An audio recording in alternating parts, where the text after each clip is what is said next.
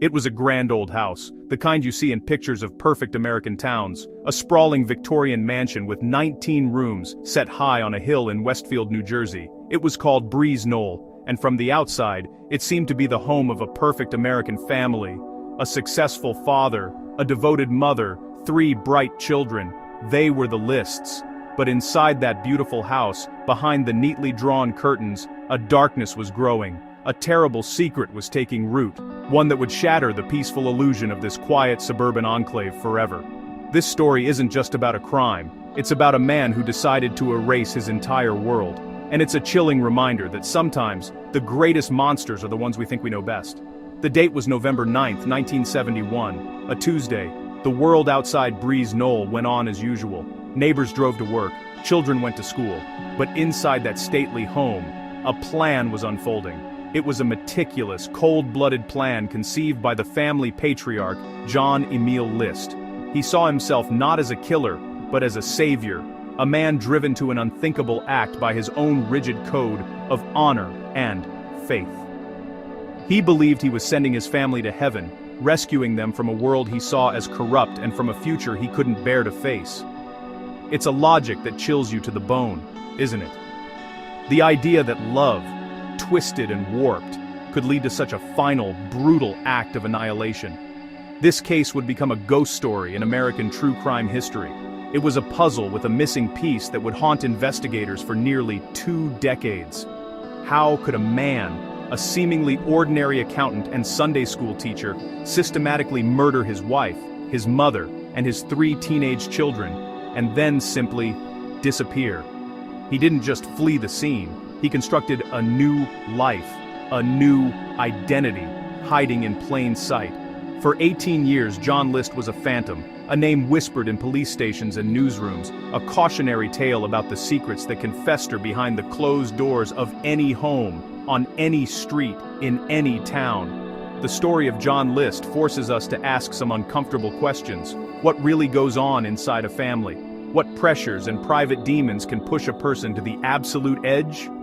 It's a narrative that unfolds with the slow, deliberate pace of a horror movie, but every detail, every chilling moment is terrifyingly real. It began with the image of a perfect life, an American dream played out in a beautiful home. But that dream was built on a foundation of lies and desperation, and when it began to crumble, it took everyone down with it.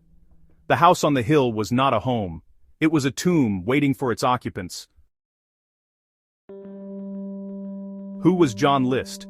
To understand the crime, you have to understand the man. He was born in 1925 in Bay City, Michigan, the only child of strict German-American parents. His father, also named John, was a stern figure. His mother, Alma, was deeply religious. They were devout Lutherans, and their faith was the bedrock of their existence. Young John was raised in a world of rigid rules and high expectations. Duty, discipline, and devotion to God were not just taught. They were demanded. There was little room for emotion or failure in the List household. He was an obedient son, quiet and serious, a boy who seemed to carry the weight of the world on his small shoulders from a very early age. He followed the path laid out for him. He was a good student. He served in the army during World War II and again in the Korean War, reaching the rank of Master Sergeant. In between, he earned a bachelor's degree in business administration and a master's in accounting from the University of Michigan. He was by all accounts intelligent and methodical. He met his future wife, Helen, at a church social. She had been married before and had a daughter, Brenda. They married in 1951 and together they had 3 children, Patricia, John Jr., and Frederick. On the surface, he was building the ideal life, a solid career, a beautiful wife, a growing family.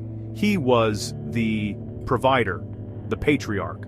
But underneath that stoic exterior, John List was a man wrestling with deep-seated anxieties. His strict upbringing had instilled in him a powerful fear of failure and an obsessive need for control. He viewed the world in black and white, right and wrong, with very little gray in between. He was socially awkward, a man who found comfort in numbers and ledgers, not in people. Even with his own family, he was distant, a figure of authority rather than a warm and loving father. He managed the family's finances with an iron fist, dictating every expense, ensuring everything was accounted for, down to the last penny. Control was his coping mechanism. This need for control extended to his spiritual life. He became a Sunday school teacher at their local Lutheran church, a respected member of the congregation. He insisted on regular church attendance for his family, seeing it as his duty to guide their moral compasses.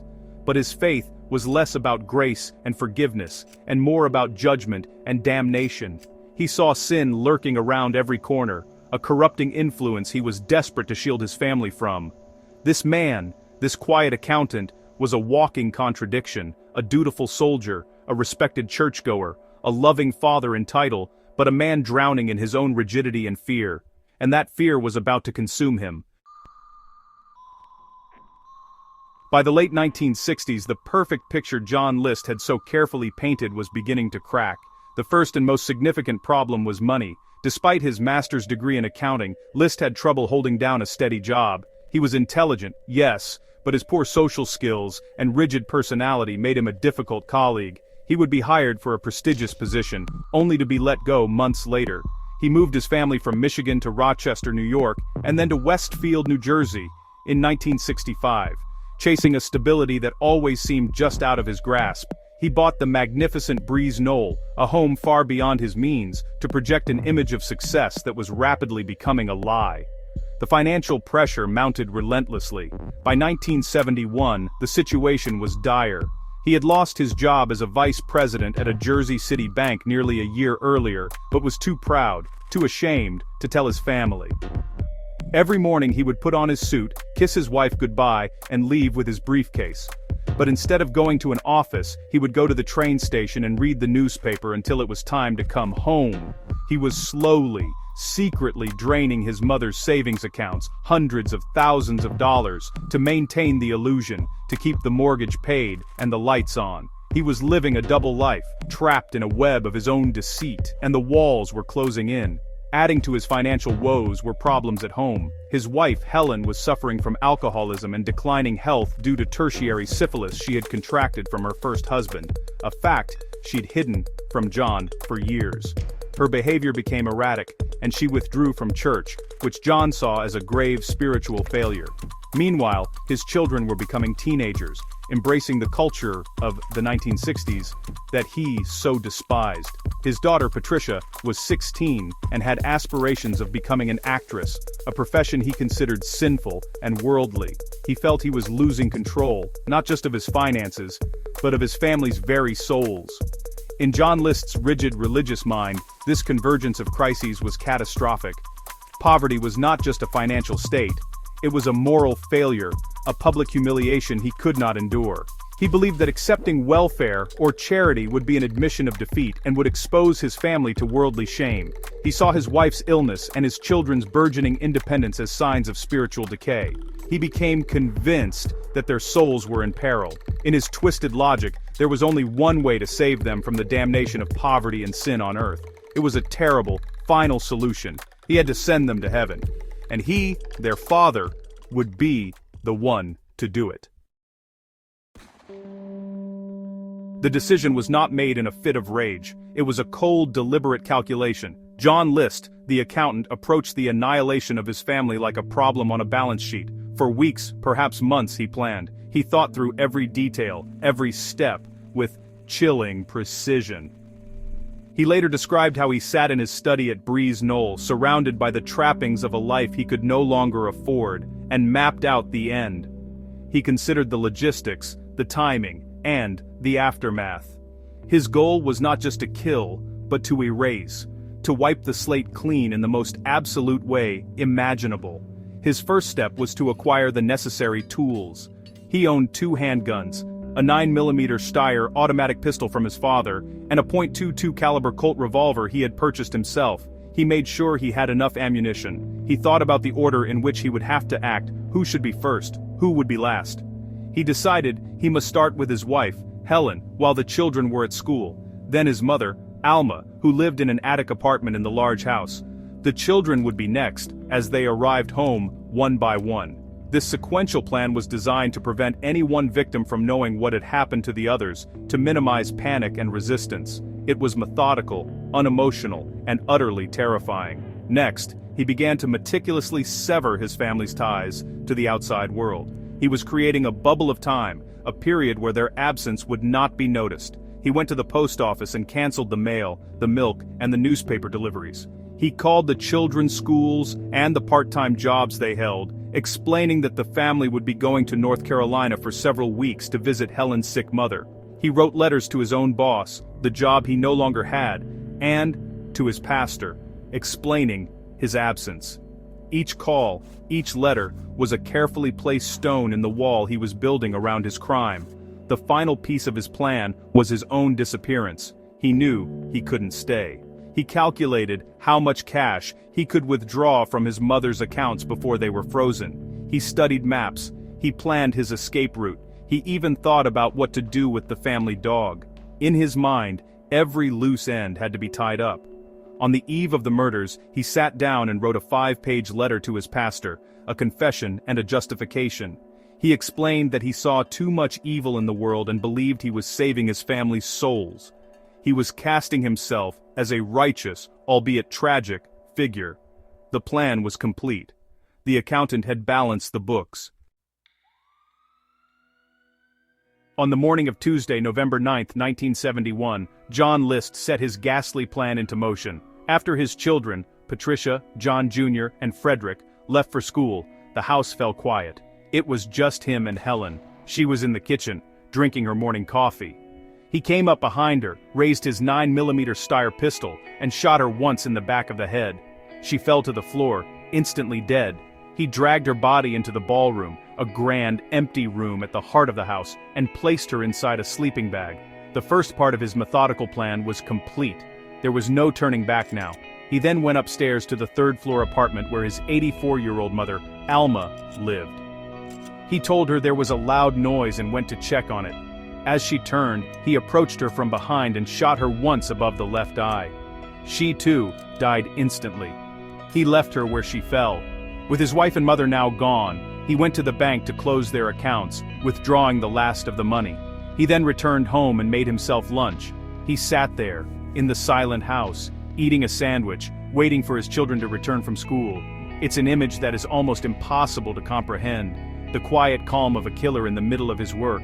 His 16-year-old daughter, Patricia, was the first child to arrive home. As she walked in the door, he shot her in the back of the head. A short time later, his youngest son, 13-year-old Frederick, came home. John met him with the same fate, shooting him in the head as he entered the house. He dragged both of their bodies into the ballroom and laid them out in sleeping bags next to their mother. Now, only one member of his family remained, his 15-year-old son, John Jr. The boy was at a soccer game after school. So John List drove to the high school, watched his son play his last game, and then drove him home. As they entered the house, John Jr. must have sensed something was wrong. He began to run, but his father was ready. List shot him multiple times. Unlike the others, the boy fought for his life. It was the only messy, uncontrolled part of his otherwise precise plan.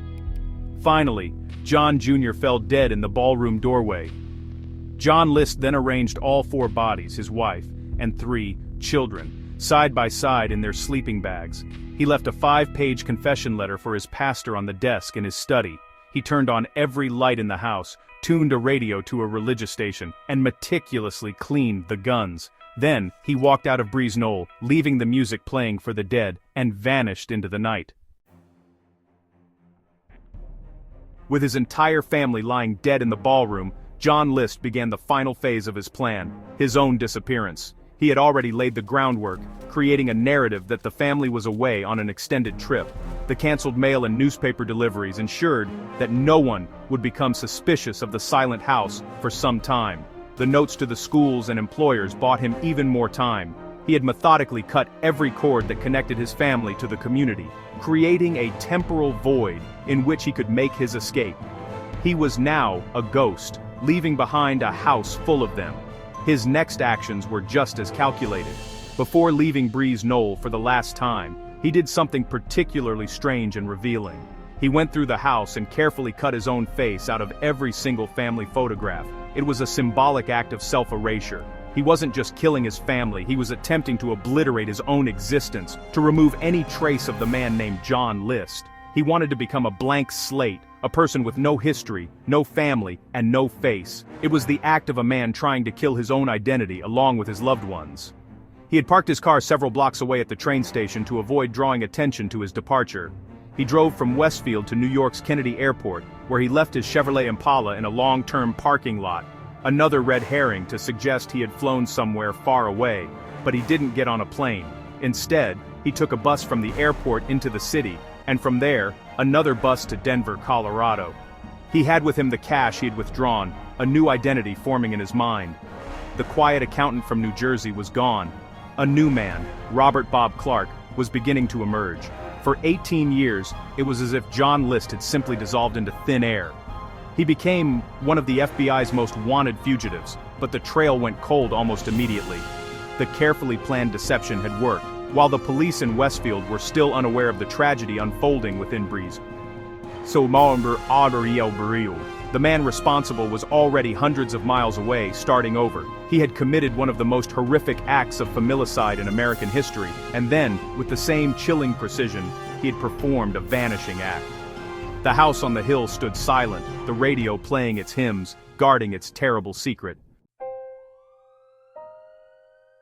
For nearly a full month, the illusion held. The grand house on the hill remained dark and silent, and the neighbors in Westfield simply assumed the Lists were, as the rumors suggested, visiting family out of state. Patricia's drama teacher grew concerned when she remained absent for so long, as it was unlike her to miss rehearsals for the school play.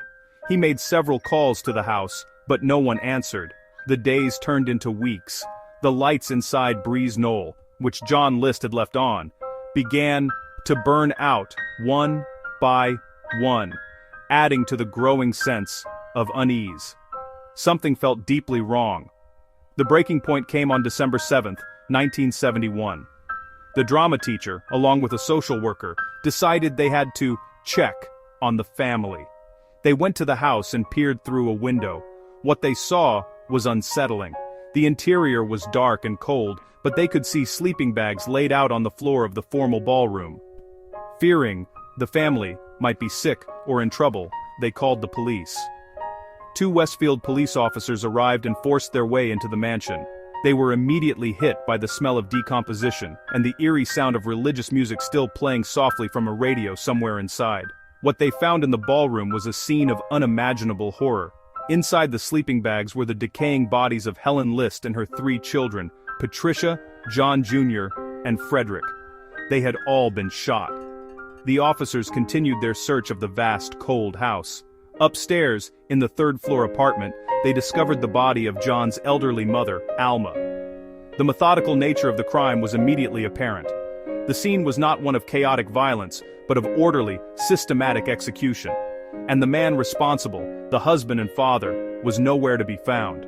The discovery sent shockwaves through the quiet, affluent town of Westfield and across the nation. The Lists had seemed like the perfect family. How could this happen? The community was horrified and bewildered. The gruesome details of the case, combined with the perpetrator's clean escape, created a legend. Breeze Knoll became known as the House of Horror.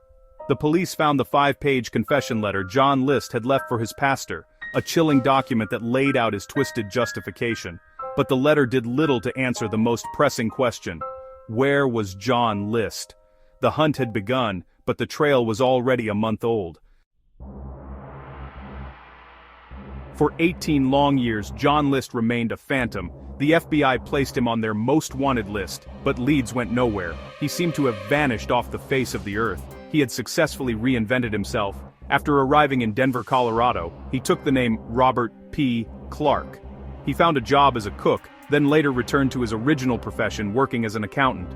He was, once again, a quiet, unassuming man who kept to himself. He joined a Lutheran church, just as he had before, and became a regular member of the congregation, a wolf hiding in sheep's clothing. He was living a quiet, anonymous life, a world away from the horrors he had left behind in New Jersey. In 1985, he met a woman named Dolores Miller at a church gathering. He was still Bob Clark, a mild-mannered accountant. They married and moved to a suburb of Richmond, Virginia. He continued his quiet life, his terrible secret buried deep inside him. No one in his new life, had any reason to suspect that the polite, bespectacled Bob was actually one of America's most notorious fugitives. He had successfully built a new facade, just as he had in Westfield. He was hiding in plain sight, his past a ghost that seemed to have been laid to rest, but some ghosts refused to stay buried.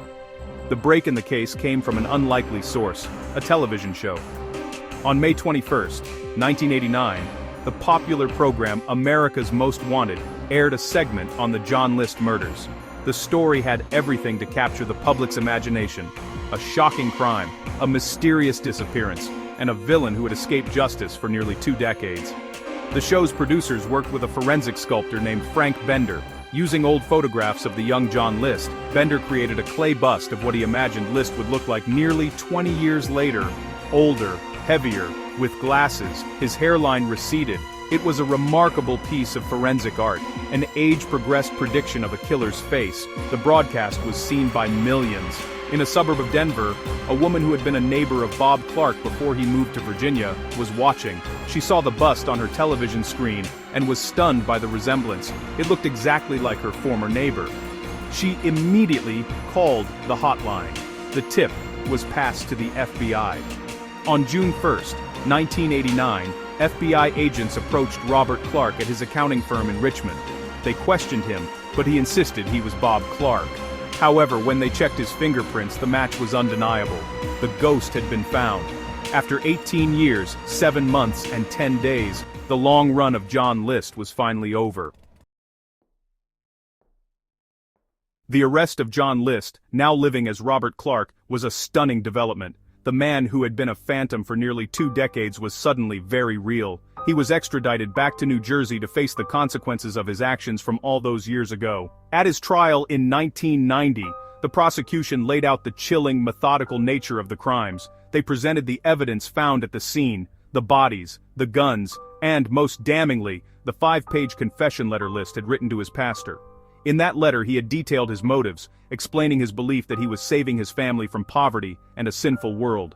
List's defense team argued that he was suffering from extreme mental distress at the time of the murders. They claimed he was suffering from post-traumatic stress disorder from his military service and was overwhelmed by his financial and family problems. They painted a picture of a man who snapped under immense pressure. However, List himself showed little to no remorse during the trial. He spoke about the killings in a detached, unemotional tone, as if describing a series of tasks he had to complete. When asked why he didn't take his own life, he explained that he believed suicide would prevent him from joining his family in heaven. The jury was not swayed by the defense's arguments. The sheer calculation and planning that went into the murders contradicted the idea of a man who had simply snapped. The letters he wrote, the cancellation of deliveries, the careful arrangement of the bodies, it all pointed to a cold, deliberate killer. On April 12, 1990, the jury found John List guilty of 5 counts of first-degree murder. The judge sentenced him to 5 consecutive life terms in prison, the maximum penalty allowed. He was sent to the New Jersey State Prison in Trenton, where he would spend the rest of his days. John List never wavered from his justification. In a prison interview with Connie Chung years later, he calmly maintained that he had done what he did out of love and concern for his family's souls. He believed he would be reunited with them in heaven. This chilling lack of remorse is perhaps the most disturbing aspect of the entire case. He lived out his life in prison and died from complications of pneumonia on March 21, 2008, at the age of 82. He was buried in a cemetery in Michigan, next to his mother and father, the very people whose strict upbringing had helped shape the man he became. The final judgment on earth had been rendered, but the questions about the darkness in his soul would linger forever.